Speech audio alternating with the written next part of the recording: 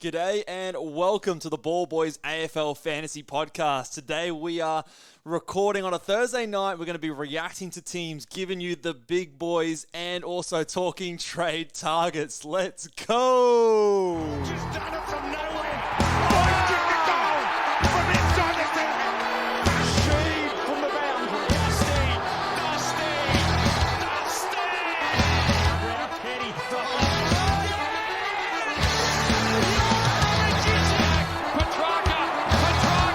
Oh, wow. How good is that? The legend becomes immortal.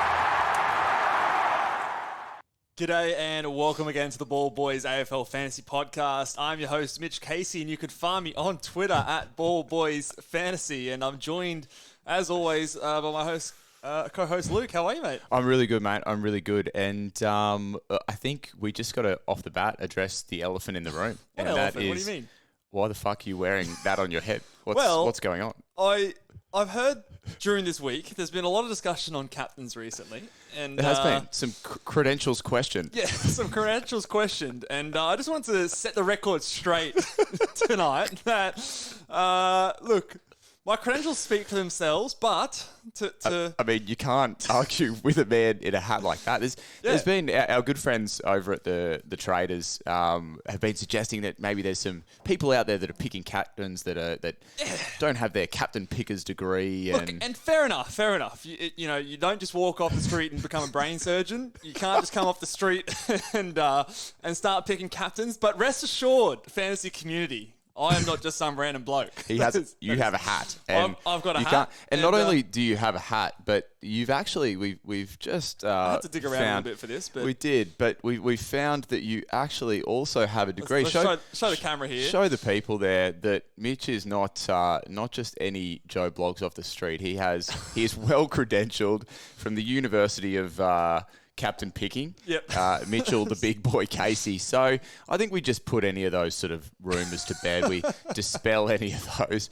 So well credentialed over here, as I'm sure obviously Calvinator, the man himself, is well credentialed over there and qualified. But I mean, it's a guarantee now that we've made a big song and dance about it. Your captains will fucking suck. Yeah, they're gonna flop. So they're gonna flop for sure. But I've tweeted them out already. I'm gonna put this silly hat down over here because I don't think I can do the rest of the show with a straight face with that on my head. This is replacing Kobe for sure. Yeah, Kobe. Next pod, you just see. You're just gonna hang that this up on the wall boy there, just to prove the credentials. But yeah, so the big boys guaranteed to flop this week. So take what I say with a grain of salt when we get to that segment. But hopefully that just clears a few rumours up floating around. These vicious rumours getting around now. Oh, man. Now, let's get back on topic. What did you think of the teams last night? We found out about we haven't done the teams last night because we're recording on a Thursday night, Luke. Yeah. Sorry. You mean the Wednesday? Sorry. Yes. Yeah. Those teams. Well... You're questioning my credentials now, mate. Yeah, sorry, mate. Well, obviously, my trade target, which I was gonna bring in, Clayton Oliver, he's back in the mix, and so we're just going to all trade him in. And obviously, he's going to be a vice-captain option for tonight, right? Clayton Oliver is in, right? We're getting him in? No. What are you talking about? You've lost your mind. Sorry. I was just trying to do trying to do a there. bit? Yeah, you didn't pick up on it. No, so you know I don't actually listen to it. So Clayton Oliver, obviously, the big miss. We thought he was going to be back in, and Twitter was ablaze, wasn't it? Twitter was ablaze. I was shocked, to be honest. Like, he was supposed to be back in 2 weeks ago. He had a blister and got infected, went to hospital and didn't make the cut. Right? Sure.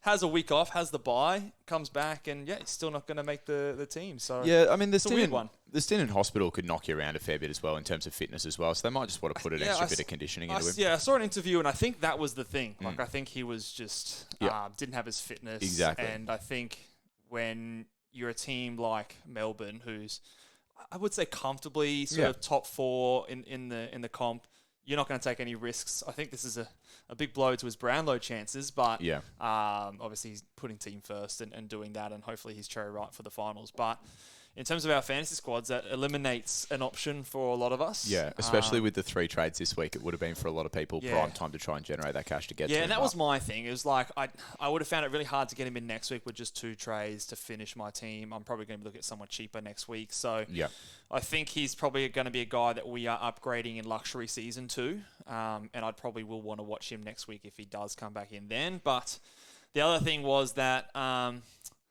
Mullen, the Irishman, he's also not named again. Still out with a I guess injury or something like that. They've made some excuse Chris for Scott's just spouting shit at the moment. So for those who trade him in round 12 as sort of the only guy there, expecting him to be around 14, 15, he's going to miss both of those, which is a shame. But otherwise it's all pretty stock standard for those teams.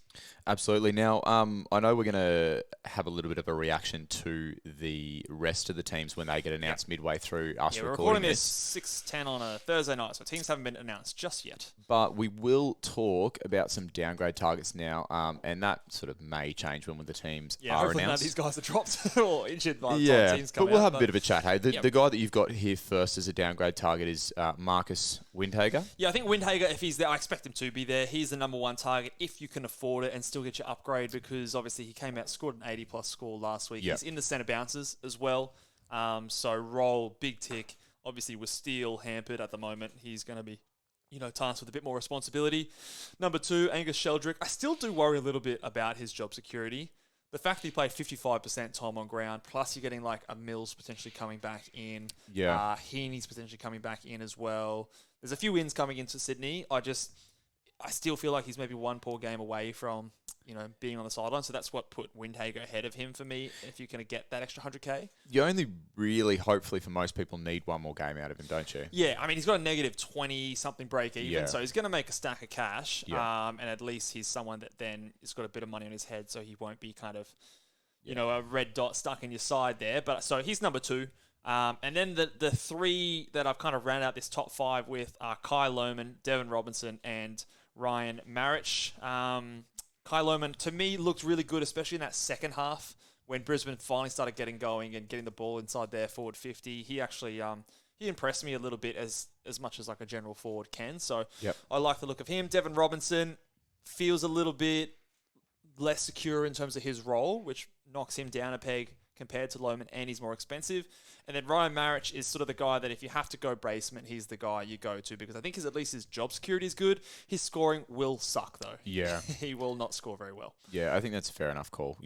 What in terms of letting that downgrade get you to your upgrade, if the difference between getting to the guy that you want is Marich versus like a Robertson, that kind of 80K, you going lower? So to give you an example, I was going to trade in Marich this week if I was going to Oliver.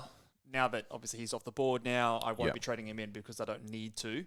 But if it's the difference between you getting the guy you want, I'm okay with it. Just don't expect much. And I probably would, if you've got 21, 22, then it's probably an easier move to make, because you're not, you can afford to have a few of those shit scores on your field this week, and next week you're just going to go to your bench anyway. So I'm okay with it in that scenario.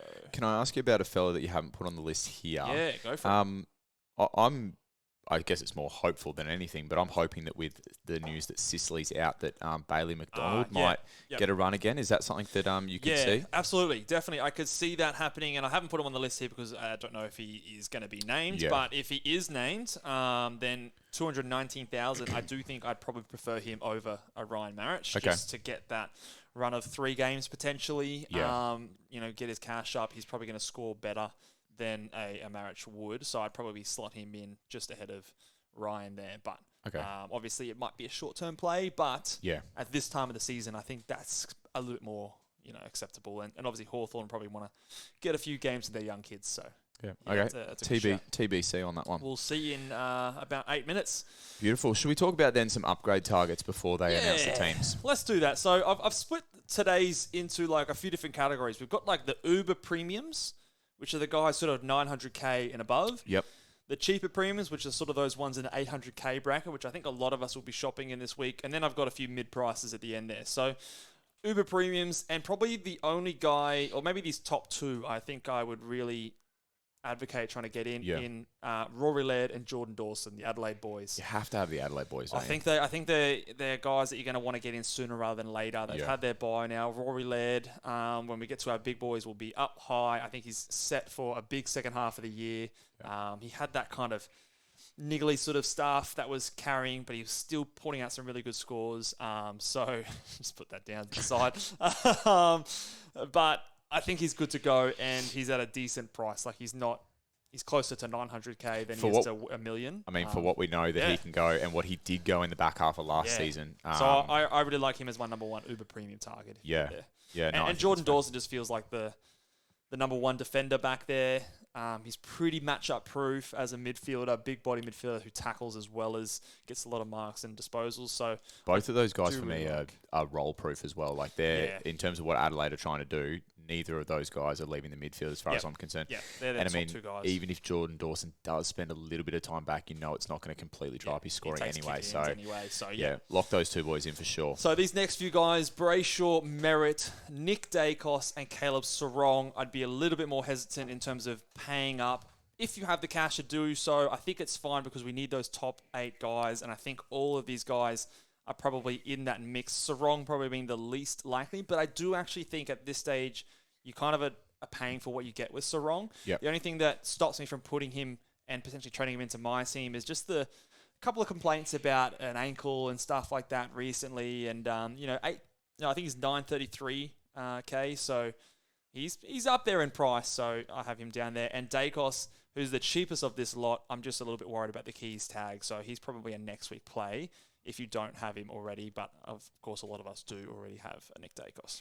When you're looking at these Uber premiums, you're spending up for them, what do you particularly look for as the thing that splits the hairs? Is it the next 5 matchups? Is it the role? You mentioned niggling injuries. Like, is there something specifically that you look for? Or I think earlier in the season, it's price is the biggest thing. So the cheaper they are compared to what you expect their output to be. So that's why Rory Laird is at the top of this list, because I think even though he's priced at 110, I think off the top of my head, I expect him to potentially outperform that by 5 to 10 points. Yep. And if you can get a uber premium at value, those are the really juicy ones that you want to jump on. Yep. Like what I did with Brayshaw a few weeks ago. He was sort of just dipped below 800K. I pounced, jumped straight in there. And then the next thing is the fixture. I think fixture is a big thing for us to look at. And, when you're paying a lot of money for a player, you want that sugar hit. You want that sort of instant reward. It's not always the be-all and end-all, but it is nice if you can pick and choose and rank them, and you've got a few to choose from, then that would be the next thing I would look at. Looking at both Freo and Essendon, sort of looking at Brayshaw and then Merritt there, those two, they sort of have a reasonably similar draw coming up. There's nothing that looks really juicy and easy. I think they've got a bit of Collingwood, Carlton in there as well. Later in the season, they do... I think it's Freo take on the Eagles and Hawthorn, and Essendon get to play the Eagles in North Melbourne again. Yep. But that's kind of looking a little bit further ahead. Yeah. So I think in terms of the fixture, there's nothing that's like super terrible, there's nothing that's super enticing. So I think it's just sort of kind of get what you pay for in terms of how they are going to be scoring. So they just kind of slot in there where I think they're going to be. Now, there could be some people shopping in that price bracket below that you mentioned, the cheaper premiums. And I think looks like there's some good buys in this bracket. This bracket is the hardest bracket for me to split.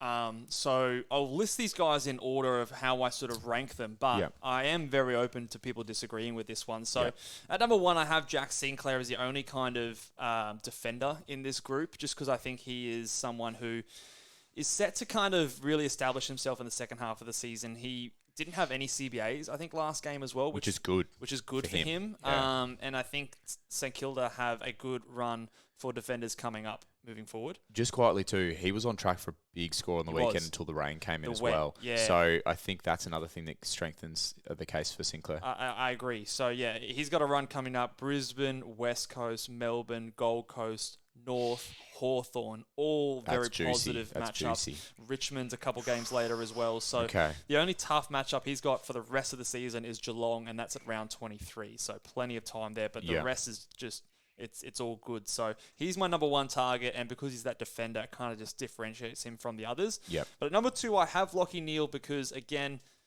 he's just a guy that is the number one player for Brisbane in terms of like the guy they look for and leader of the club. And his next 3, St Kilda, Richmond, West Coast, is as juicy of a run as you're going to get. You're going to say something? Yeah, so for him, I'll just kind of spoil it, but the next 2 guys you got on the list are Noah Anderson and Brad Crouch. Yep. I suspect if I ask you, you'll probably say that Crouch and Anderson average more than Neale over the duration of the season, but are you prioritising Neale's 3-game run here? Is that what I'm hearing? Yeah, so what I would say is I'd probably say that Anderson, maybe not Crouch, I'd say Anderson averages more than Neale from here to the end of the season. Okay. But I'd say Neale averages more than Anderson over the next 3 weeks. Okay. So at this point of the season, over the next 3 weeks, I would hope that most teams are going to be in luxury trade mode by then. Yeah. And so then you might be able to do something tricky and sort of maybe trade Neale out, get him up to a Clayton Oliver or something like that, and just kind of pick and choose the runs at this point. Had this been earlier in the season, I would have taken that run into account a little bit less. Yeah, okay. But at this time of year, it is probably a little bit more important for me. Brad Crouch is kind of the wild card in a way because we've seen him go on stretches of averaging like 120 plus for 5 plus games. And then we've seen him go average 80 for so 5 plus games. He's a wild card for me, and obviously with Steele, hampered it. And like we said with Sinclair, he also has a good run. So those 3, they're close. You could flip them in any order. This is the dilemma. This is the dilemma I want you to solve for me this week is Crouch or Anderson, because I'm looking at a double downgrade into an upgrade. 3 rookies going out, and the 2 guys that I'm considering bringing in are Anderson and Crouch. Yeah. I've got Crouch at the moment. Sell me on Anderson. So Anderson's a guy that I just feel like he's the prototypical fantasy gun. When he's outside, he tackles well. He's a guy that plays high time on ground, gets high CBA numbers.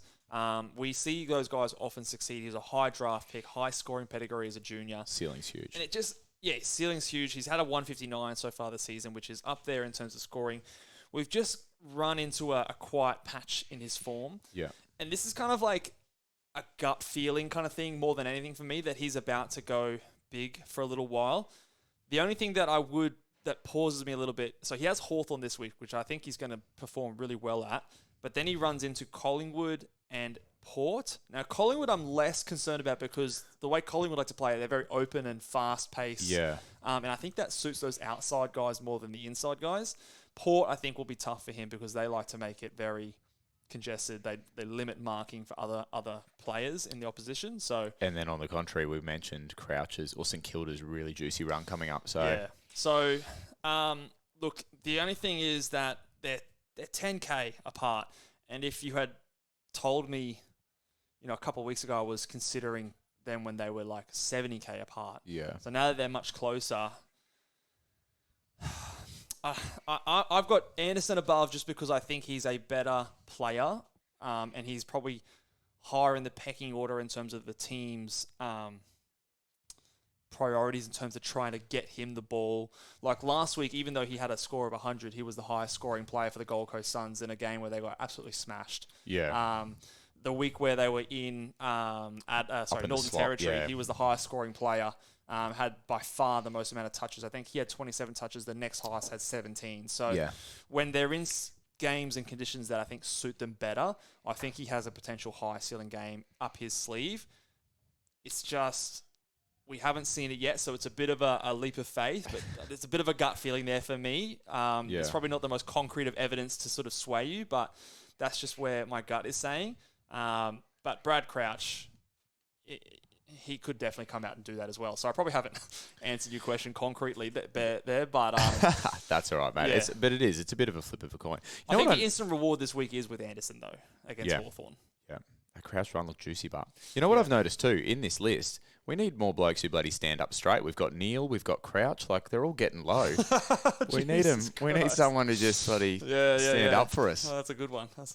Tom Mitchell and when you say that's a good one, you know it's not a good Petrarca. No, I give you shit for your jokes. Tom Mitchell and Christian Petrarca round out this list here. I've heard a few reputable coaches talk about Tom Mitchell as like a really legit option. I try to entertain the thought. Maybe I'm just jaded by the fact that I opted to go Goey over him a couple of weeks ago. When I saw Mitchell's last 5-ish scores, I thought about that. I thought you could be in hat territory. I could be sitting. Well, just what I already am. But sorry. Let me just. Sorry. Put the things up there. But, Big boy. But I think Tom Mitchell. I put it down a lot of his last couple of scores to the run, and I do think that the Goey being out has helped him a lot. Just because without him being in there, I feel like the contested game is a bit more, going for Collingwood right now. Let me just Mitchell's thing. Let me entertain something for you. Is it a move you make if you're looking to really fly up the rankings? Is it? Could potentially be. You know what I mean? He's going to be unique. And obviously we know he's fantasy pig. He has a high ceiling, and if something's clicked, then he could definitely be a point of difference. As could Christian Petrarca, who I've said before, I think he's one of the best players in the AFL. He's probably a better real life player than a fantasy player because he is a guy that Melbourne want the ball in his hands in like the forward 50 rather than the cheap stuff, which a lot of these other guys do. But he's an option. He's an option. He's He's probably the well. most expensive of all these guys, which probably has him down the list. And obviously, by the time this podcast comes out, you would have either decided that or not. But I mean, he's a little bit down. But you could flip those guys either way. Now, these mid prices and sort of more speculative picks that we're going to talk about now. For my team this week, it doesn't feel like I'm in that position to do that kind of trade. I've already moved on a Sheasel, a Zeeble, and these are the kind of things that people are considering this week is moving those Sheasels and Zeebles down to sort of your Keys, your Cameron. It's just not what I'm doing. But in terms of Darcy Cameron and Ben Keys, how do we go about splitting that? And is it team dependent? Is it structure dependent? What are you thinking on that? I feel like Darcy Cameron is the guy that I'm the most confident recommending. I feel the most comfortable that he's going to be. You know what the role is. His role's going to hold up. He's underpriced, guaranteed. He may not be as underpriced as potentially some of these other guys could be, but I feel very confident in his role. So I have him at number 1. Yep. Ben Keys is the guy that I have traded him in and out of my side that many times this week. I just don't. But there's a reason. Know. I mean, there's a reason for that is because at what he's priced at the moment, he has the potential to outperform that by almost 30 points. What's he priced at currently? So he's priced at, let me like bring up my thing. I think he's priced at in the 70s. So, it's even cheaper. I mean, and he's a guy that's gone 110 for substantial patches of years before. So, but the thing that you're looking at there, once again, is the role and whether the role sticks. The other thing, too, that to consider... It's also a different role because he's tagging. Like, when he did his big scores, he was inside, just finding the footy. The midfielder. The other thing to consider for the short-term future is obviously the tag on Dacos this week that's been pretty well publicised. Is the fact last time he tagged Dacos, he scored 44. And it's actually been his highest CBA game of his entire season, was that round. Which is a little scary. They really want him to want Keys to shut Dacos down at all costs. But again, does it come down to where you're ranked and whether you're looking for a speculative 30-point potential upside guy or whether you're looking for the safest houses Cameron? Yeah, so I think he's definitely an option. I think I would be bracing, if you're trading him in, I would be bracing for a bit of pain this week. Yeah. With the potential that after this week he can go big if he stays in that role. He has North Melbourne after this round as well, so that could be nice. Elliot Yeo I've got here at number 3. Yeah. I personally just have a lot of trouble trusting his body at this time of the year. It's a play that you can do and you can go there, but I don't know. I don't feel great about it. It's one of those ones. It's like if you do it and it works well, then that's awesome. But if you do it and he gets injured, then you're going to get a bit of "I told you so," aren't you? Yeah, you're going to cop a little bit of that vibe. Yeah. So look, some good reputable coaches are keen on him, and I can definitely understand the intrigue. I just personally, for this time of the year, prefer to go someone that I feel more confident in moving forward. And then the last couple guys, which I've heard people talk about this week, Christian Salem, and I'm going to go with Impey as well, who I didn't really think about last time when we talked about our podcast. But have you? I have not at all. At Jarman Impey, give me the rundown. Give me the rundown. What's going on? Is he? I don't know if there's been a role change or something like that, but he's a guy that's the last couple of rounds has gone big tons, 118, 124, and a 97 the week before against the Saints. He's just a guy that, obviously, the last 3 scores are really high. There's no Sicily. I don't know if he's been taking kick-ins or anything like that, but just we've never seen him do this before. Yeah. So I can't believe it. I think he's, age 29 or something like that he's going to all of a sudden turn into this gun player on a team that's rebuilding. I just can't envision that being something that sustains for any longer than a few weeks. So it strikes me as a bit of a wild pick. Yeah, I'm not too hot on the Impy pick personally. Of all those speculative picks, I think Yo is the guy. Keys is probably my preferred after Cameron. But this is the thing with those. I'm not keen on. This is the thing with those kind of picks too. Is like you make that pick and it comes off. You look like a genius, but 9 out of 10 times it doesn't come off, and just playing the straight bat approach and consistently doing that seems to be the way to kind of chip away at your ranking. There's scenarios where you want to hit sixes as Calvin says. Yep. But yeah, I think go with the safer options, and you might just climb the rankings week by week. Yeah, I think some of these players could be the play for people who have like a Jack Steele and they want to offload him. And I wouldn't go to Impy, but I'd go to one of the. You might be able to do that and still get an upgrade to these guys if that makes sense. Oh, so okay. It's like you still I get a rookie off and you get Jack Steele out if that makes Okay. So that's like potentially the way to look at it there. But yeah, that's sort of the only kind of scenario that I'd be comfortable with trading in those like last few guys. Now, we've got teams. We do have teams. So should we talk teams before big boys? Yeah, let's do that. Let's go to teams and we'll talk big boys at the end. We'll build some hype around it. Now, guess who's named for Sydney? Who? Callum Mills. Ooh, that's good. On the interchange. That's good. But I've jumped the gun a little bit. I'm having a look, but you run through them for me. Oh yeah. I'm just looking through. So obviously, what have we got? So. Brisbane versus St Kilda. Ben Patton in. Seb Ross outmanaged, which is interesting. He was potentially a guy that could have been playing a bit of a tagging role.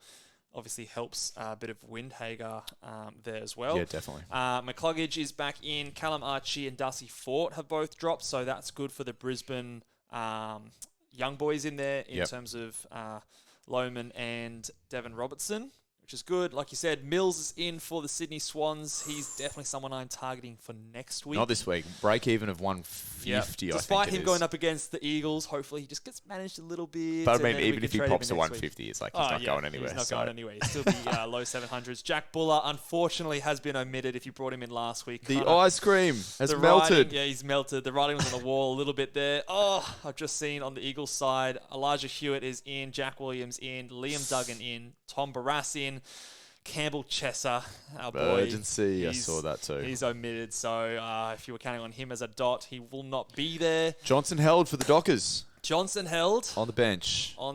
That's good. Frederick in, Sean Darcy in. Could Johnson be a laid out with that, Hawkeye?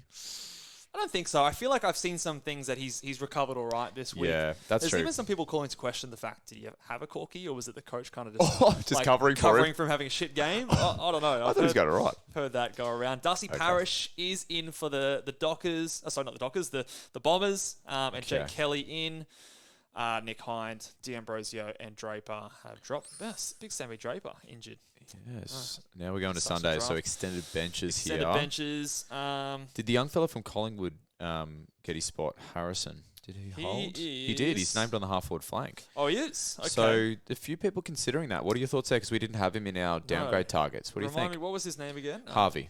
Shaggy. Shaggy. I'll just type in Shaggy. How could you forget Shaggy? Harvey Harrison. Yeah, okay. And he's got a -2 break even as well. Something to be considered, I think. If you had the cash, would you go him instead of like a Lohman or a Marriage?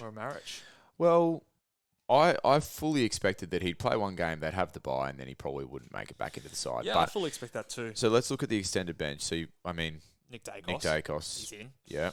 McCreary. I would say Ginnivan, McCreary's in. Ginnivan would be there? You'd think so, but he's been... Bobby Hill. Yeah. There's a few guys that play his role there, like Bobby Hill, Ash Johnson, Ginnivan.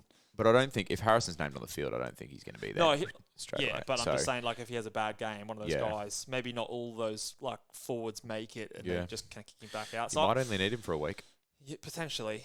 I still feel a little sketchy about his job security. Let's digress for a little bit and let's talk about the fact that I've been saying we might only need these guys for a week, but how important do you think cash generation will still be post-buys? Still important. Yeah, okay. Still quite important. Not as important, but still important because obviously this year, it's been tough to generate cash. Yep. So a lot of us at the moment are not rolling with the best 22. We're not rolling with, the big dog Uber premiums in all of our lines. So we're still going to need to get the Clayton Olivers, the Sam Dohertys, and we're going to have to try and get those, poorer guys at the back end of our lines off the field and up to the big players. And there will still be a price difference. There's 200K between, if I trade in Callum Mills next week, get him eventually up to an Oliver, that's going to cost me a pretty penny. Yeah, so even like a Hayden Young to a Doherty, I think it costs you a little bit at the moment. That's going to cost me a fair bit. So I'm still going to need cash to make those moves. So I wouldn't be, for example, trading in someone and just burning all the cash, going down to a red dot 200K player just yet. Yep. You still need that cash gen to make those moves. Sorry, we digress, but right. Magpies are taking on the Crows. Looks there as though We've got a lot of ins for the Suns. There's not too many changes for the Crows. Suns, what do we got? Suns, we've got Sam Flanders, Lockie Weller, James Chidis, I think. I'm going to fuck this one up too. No, I'm not even going to say it. Uwe, I don't know, is in. Brandon Ellis, Chris Burgess, and Sean Lemons all in. Rat Fiorini, both on the extended bench. Both on the extended bench. I wonder if there's many people. Well, they've named up that Davies is omitted, Sexton, the sub, is out, Joel Jeffrey is injured, and Thomas Berry is omitted. So, I mean, hopefully that means that not all of those guys are going to be dropped. But on the extended bench, you've got Roses, Fiorini, Lemons. Well, I think they hold with that bench there, personally. That will be an anxious wait for a few people, I think. That'll be anxious wait. Hawthorn. Or are you, just for those people, if they aren't named, trading? Yeah, I think you do. Yeah. I think I was saying trade them out a few rounds ago. So if they're not there, trade them. They've got money on their head. Get them to someone that's good. So, for sure. Beautiful. On the Hawks side of things, that McDonald... Oh, sorry, that might be the wrong McDonald. Oh, McDonald interchange. Is it? They've got it is. Bailey yeah. McDonald is. Oh, fuck. Too many McDonald's on the Hawthorn lineup. So, Bailey McDonald is no longer an option there for those. Obviously, we wasted some time talking about him, but Fergie's back in the interchange. So, nothing really of note there, apart from Sicily is obviously out with the suspension. And, I think the rest is a bit of a moot point. So, pretty good in terms of bullets. The only real one there was the Campbell Chess obviously being dropped. Yeah. Johnson obviously held. Elijah Hewitt is an interesting one. Obviously, he was knocked out by DeGoey a couple rounds back, so his break-even's going to be high, but you would hope that priced at there? 233. Okay. So he might be a decent alternative as a downgrade in a couple of weeks, or maybe next week, potentially. Yeah. So keep an eye on him and maybe watch his performance on the weekend as someone you might want to downgrade. You couldn't go. Could go this week. I think you could go this week. If we're talking about going to guys like you'd Shaggy. probably rather him over Ryan Marriage. Better role, I would think, when he's in there. I'd definitely say you'd go him. Would you rather him over Shaggy? Yeah, I'd probably say so. The cash gen won't be instant because his break-even's in the 40s, but... West Coast are going to invest time in the kids, you would have thought. I would have to think so. He's definitely a potential option. Yeah. I think if you have the option and you're not looking to, needing to go down to those cheaper guys, you still go for the Windhagers, the Sheldricks, and get that instant hit of cash. And then next week you look at a Hewitt. But if you have to, I probably would prefer him over Ryan Match just because of the scoring potential. I think is better. Very nice, very nice. Now, I reckon you throw that hat back on, mate, and I'll grab this. And I reckon just so he press your little. Going to stay on my head with my headphones on. Oh, your head's so fucking big now. Okay, play your little button, mate. All right, the ball boys, big boys. Ball boys, big okay, boys. Tough round. Can't just say Timmy Taranto number one this week. Well, if you did, I reckon you'd be fucking up the creek without a paddle, wouldn't you? Yeah. So number one, I've got Josh Dunkley playing on Friday night against St Kilda. He's going home to Marvel as well, isn't he? Yeah. Can I remind you, the last time he played at Marvel, he scored. Was it against the Dogs? Was it Was it the revenge game? No. No, it it was wasn't. against Carlton. So he's Okay. played at Marvel twice already this year. Yeah. Against the Dogs and against Carlton. 116 against the Dogs, which was his highest score in the first 5 rounds by a fair way. And then 172 against Carlton. So, yeah. He's versus St Kilda, who obviously give up good points to midfielders. Let me inside the mind of a qualified captain picker. Yeah. How do you prioritize? Take it No, aside. put the hat back on, Okay, you all prick. How do you prioritize like venue, matchup, form? Look, I've said this before. I kind of don't know about venue. I mean, you've said before to me that like venue does play a role, but I mean, there must be something to it, especially when you're going like under the roof. I think Marvel's like a big thing because you know it's going to be dry, right? Yeah. So the marks are going to be there. Yeah. It's not going to be dewy conditions. So, like, obviously, when you think about, like, a Northern Territory game, it's dewy conditions. Yeah. So, there's something to that. But, like, Yeah. you know, like, the MCG versus Adelaide Oval, like, it's much of a muchness. But, obviously, he's going to be under the roof, so I think that helps him. And, he's in, obviously, a really good vein of form at the moment. So, I think he's going to be a lot of people's VC. Friday night VC, let's go. This next bracket of players, I chopped and changed a few times, but I've landed on Rory Laird being number 2. Collingwood. Against Collingwood. Mm-hmm. If I just look at his score, he's versus Collingwood already this year, and he went 110 against them, and he did that in less than 80% game time. And I think the rest of the bye would have done him a lot of good.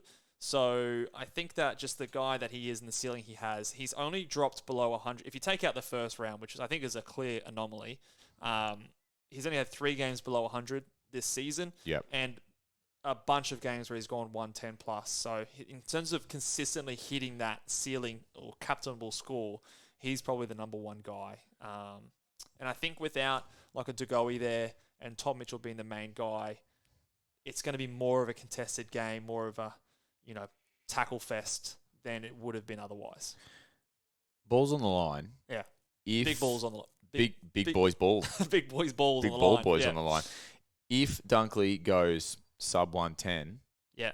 and push comes to shove, will you put the C on lead? I guess you have to. Yeah. He's my number 2, mate. Well, you put the VC on him a couple of weeks ago and he gave you like an 80. Yeah, I'm willing to forgive, Okay. to forgive and forget, and we back in the great man Rory Laird at number 2.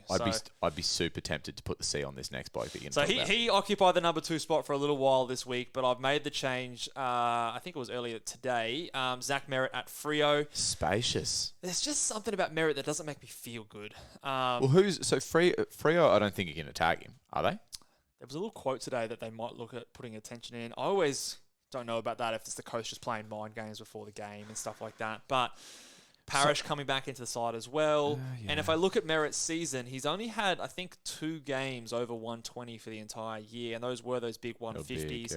And only, 4 games over 110. So compared to like the consistency of ceiling that Laird's shown, Merritt's hasn't been there. His average is kind of propped up by 2 big scores versus Rory Laird's consistent, not quite 150s, but 120s, 130s. Well, I always go with the big boys, mate, because I wouldn't put anyone. If you wanted to go Zach Merritt at Freo, they're a better matchup this season so far than Collingwood. Yeah. But I'm leaning more on Laird being just the better player and more consistent player than Merritt in this week's captaincy. And Andrew Brayshaw is another guy that also sometimes was up there, but Essendon are actually a tougher matchup, and Brayshaw hasn't quite been knocking the ceiling games out of the park for the last couple of rounds, so he just falls short to those other guys. And number 5, my arch nemesis, Errol Goulden against West Coast. If you wanted to get real frisky my arch nemesis. and I would have thought Dugowie would be your arch nemesis, eh? Yeah, but his score actually dropped off, so it actually had no impact on my team. It was more just the fact that I missed Tom Mitchell. Yeah, that's an impact on your team, I reckon. Yeah, well, that does suck. But yeah, Errol Goulden against West Coast, he could be huge. Yep. He's just down this point. Like, if he was guaranteed inside midfield time, he'd probably be number 2 or number 1 even. But he's playing sometimes forward, wing. I just don't love that role. So he's down at number 5. And then you've still named 10 despite my best efforts. I mean, if you don't have Dunkley, Laird, Some Merritt, people are Brayshaw, listening for draft, maybe. I don't know, but I'm going just 10 to give people I would have options. thought so. Oh, speaking of draft, the you would have listened to the Pop Pod this week. I listened to the first part, and I haven't yet listened to the rest. But they had a fella on who. Yeah. What's the fella's name that? I'm gonna slip my mind. Yeah, me too. Anyway, but something that that he said cracked me up. He said, "Oh, to do a podcast by yourself, you got to be a real narcissist or something." Did you hear that? Ding, ding, ding, ding. I was Mate, look at the hat I'm wearing.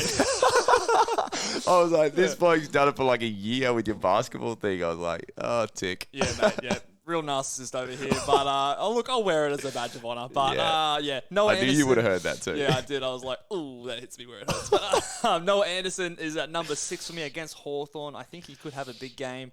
And this could be the one he shows a bit of ceiling. Lachie Neale at number 7 versus St Kilda. They said they're not going to tag him. But again, that could mean that they're going to tag him. I don't really know, but it obviously is a positive matchup. Jordan Dawson versus Collingwood, Caleb Sarong versus Essendon, and Brad Crouch versus Brisbane. I don't love all of those last kind of 4 options. I think that you really are obviously looking at that top 6, top 5 for most teams. But if you wanted a loose pick and go against the crowd, you can take a swing on some of those guys. Every time I look up and you're in that hat. It's going off. People, if you're listening on Spotify, don't... Head over to YouTube. Yeah, go over to YouTube and watch Mitch in his fucking hat. Okay, shit. Well, we got to move on. Let's do some spicy takes. Hey, little spicy takes here.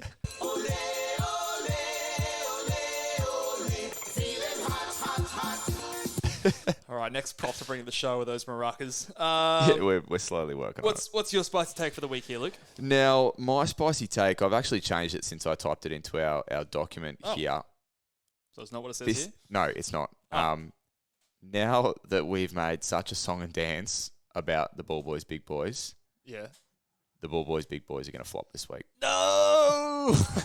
That's my spicy take. And trust me. Well, that's spicy because it hasn't yet. Well, yeah. But you know how invested I am in the big boys. Yes. But I just feel like we have tempted the fantasy gods so much. We've tempted for weeks now. Our horse is just so high at the moment. And we're just, at some point, we're going to fall down. We've got a Trojan horse at the moment. We jump out, surprise, we're here.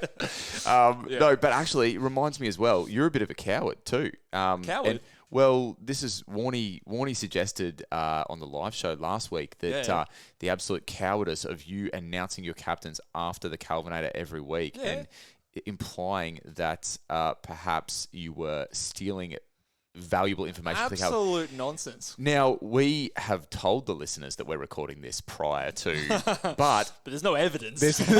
How will they actually know? I tweeted it out. Okay, you can go look at the tweet. Did actually. There's evidence. You can go check it, but I've got receipts. All right. And if I was copying, why would I be number 1 and he be number 4? Oh, this guy. You got to knock him off this week, Calvinator. Yeah. My days. I am tempting the fates a bit here, but okay. So your hot take is that I'm a shit captain picker and my guys are going to flop. But my hot take this week is that I don't even know if I believe it myself because I'm umming and ahhing, but I've got Ben Keys not only tags Nick Dacos to a poor score, but he outscores him whilst doing it. And obviously he scored 44 last time he played there. But I feel like just a bit of confidence over the last few rounds. That's why it's a spicy take, mate. He's gonna find it and he's gonna prove us wrong. That's like Black Perry, that is. So yeah, Nick Dacos goes down to a Ben Keys tag. Keys outscores Nick Dacos. Okay, mate. Throw some Twitter questions at me, hey? All right, let's have a look as I bring these up. So, All right, we sort of mentioned this one before, but Sarong versus Petrarca versus Neale versus Crouch. Who are you going for? As it stands right now... I'll give my opinion. I want your opinion. Wait, I'm good. Yeah, okay. As it stands right now, Crouch is in my team. Yep. But I don't... The only other option I'll go to is Anderson. Uh-huh. I've already got Neale, but even though I've already got Neale... Didn't have Neale. Okay, so I didn't. I'd still think I'd go Crouch or Anderson this week instead of Neale. Mm-hmm. when I'm umming and ahhing about this, I know you've got Crouch. And so if I pick Crouch, at least if he sucks, he's going to suck for you. And I'm going to... Well, then I'm going to have to hear it. You know, we can both get on the same, he fucking sucks. Right. But if I pick Anderson and Anderson sucks and Crouch goes well, I've got to hear you gloat about it and I've got to feel bad. Yeah, okay. Yeah. Bro. So it's whether or not you want to like hear me gloat or if we can So like whoever asked that complain question. together. Yeah. No, let's go Crouch. Flip a coin. Crouch over Neil, over Petrarca, over Sarong. You've got Sarong. Well, Petrarca over all of them, but he's more expensive. How much more expensive is Petrarca? He's not that much more. I think he's only 40k more than Crouch. Yeah, 40k. Could be the difference. Yeah, I mean, that is nothing to sneeze at. Something also... You've got Sarong, but you think no now that he's more expensive than some of the other guys? I got him before there was this like niggling, like ankle kind of thing. And I've been happy with what he's done thus far. Oh, I think he's probably... If I had to put a number on who scores the most out of all of these players, it would be Sarong. But... It just for the price, like you save 80k and you go Crouch. I think I'd do that. I think so too. Look, Crouch or Anderson, flip a coin, and I'm not going to be responsible for somebody getting the raw end of the deal because I really can't split them. Steele to Brayshaw or Johnson to Keys / Yo. Option 2 gets all rookies off field except for Sheasel, where option 1 leaves Humphrey as the final upgrade next week. If going to Keys or Yo is your only upgrade for the week, I don't feel awesome about it. Yeah, I was going to say, I prefer Steele to Brayshaw here. Yeah, I know that you're saying that you're getting all rookies off the field, but you go into a guy that you will then subsequently have to trade out to get your full team of premiums. So the keys thing there, you might not get instant reward this week, and then the Yo thing there is the injury concern. And just also being a poor side. Yeah, I think it would be option 1 for me. Yeah, I'm option 1 because if you've got Humphrey as the final upgrade next week, that means that you can still enter week 16 with a team full of premiums. Yeah, I think so too. And Humphrey's good enough. He may not go up a heap of value this week. 51 break even. But he's still got enough money there on his head that with a nice juicy downgrade from someone else, you could. Good. Oh, definitely. You can very easily get him to like a Mills, for example, next week. Yeah. So I actually think in this case it's Steele to Brayshaw. Yeah. And jump off that sinking ship. Windy or Low, the low man. Are you paying up for Windy or are you going Lowman? Windhager, 375. So there's about, I think, 140k difference there. Does it say what the person's going to do on the other end? It just says Windy or Low. I would rank Windhager ahead of him just because of the role is better.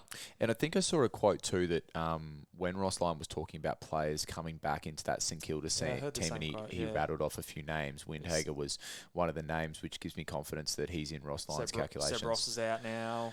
I'd go Windy if it doesn't change your other trades. Yeah, okay. So, if you can get to the guy you want, but you have to go down to Lowman, then do it. But, I'd say the more solid pick is Windhager. Chincotta and McRae to Windhager and Crouch, or Chincotta and Steele to Lowman and Crouch? McRae, he gave us an 80 last week, didn't he? He's on his... Are you trading McRae? Unless you're forced to. I really wouldn't want to trade a guy that could be top 6 in his line just because he's on his bye. I'll give you this. I should have read this whole thing out, but sorry. he's expecting only 19 on field plus a loop if he trades Steele. If he trades McRae, I'm assuming that will give him 20. I'm going that option then. So you're going trade McRae? Yeah, I reckon trade McRae. So McRae becomes Crouch and who becomes Windy? Chincotta. Chincotta becomes Windhager. You're getting the better rookie in that case, in my opinion. Yeah. You're getting an extra player on field. McRae's also not delivering. I mean, That's true. He was good a few weeks Crouch ago, but McRae could average the same for the rest of the season. So I think you get the guy who's at least playing this week, and then potentially, if he still sucks, you sideways him to Mills next week, who's also going to lose cash. So yeah, I think that's well put. I think that's where I go. If you had more players playing, I might have flipped the answer, but yeah, if it's 19, if you trade Steele, I'd probably want an extra one. Yep. A few other ones.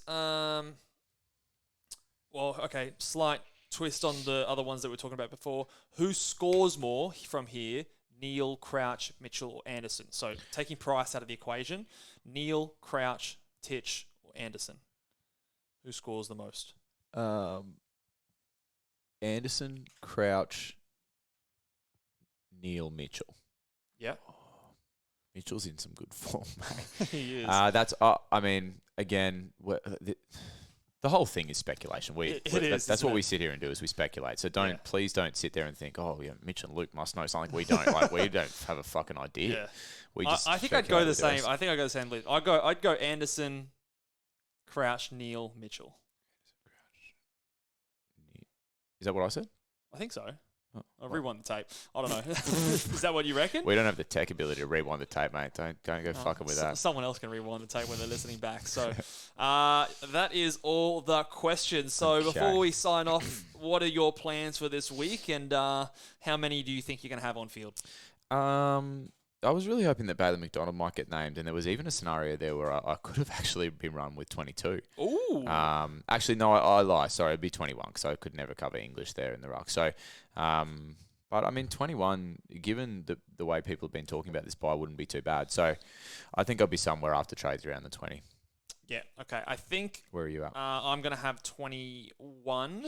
Yep. Now that Campbell Chess is not going to be named. Yep. If I trade Sheasel. My big question this week is if I trade Sheasel. Yep. Now that Campbell Chesser is not going to be there, I think that makes it more likely because if I wasn't going to trade him, like Sheasel, I couldn't get onto my field. Sorry, Chesser, I couldn't get onto my field anyway. So trading Sheasel never got me an extra player. I couldn't get 22. Whereas now that he's not there, if I don't trade Sheasel, I'll be at 20 versus at 21. So I think I'm going to be... that probably didn't make any sense. But I think I'm going to be trading Sheasel at this stage to a Keys. I'm also going to be then doing a George Wardler down to a Marcus Windhager and a Bailey Humphrey to his teammate Noah Anderson is what I'm Those sound like good trades, hey? They sound like... I'm nervous about it for some reason. I'm nervous about Ben Keys. I'm nervous about trading out Sheasel, but you were going to, you're going to shift on Sheasel at some point. Yeah. You're shifting to a guy who does have the potential to be a 100 guy. Yeah. And if it doesn't go well, you're going to shift him. He's going to price. You probably get him to a Mills or something. Next week. I think that's the way I'm choosing to look at it. And you're getting a great upgrade in Anderson and Wardlaw to Windhager. Windhager potentially outscores Wardlaw. So I feel like I'm getting all safe rookies. I'm not going experimenting with like a Ryan Marich or anything like that. So from that point of view, I feel like it's okay. And hopefully this week I can move the needle with 21 players playing and other people maybe struggling to get more than that. So that's what we're looking at. Hopefully the ball boys, big boys don't crash and burn like your hot takes suggest. And we all have a good round. But put your hat back on, mate. We will catch you guys all next week. If you enjoyed the podcast and enjoying all the podcasts that we're putting out so far at the moment, feel free to go and give us a 5-star rating and review on Apple Podcast and give this video a big thumbs up if you're watching on YouTube and make sure you subscribe. Until then, we will catch you guys next time. Laters.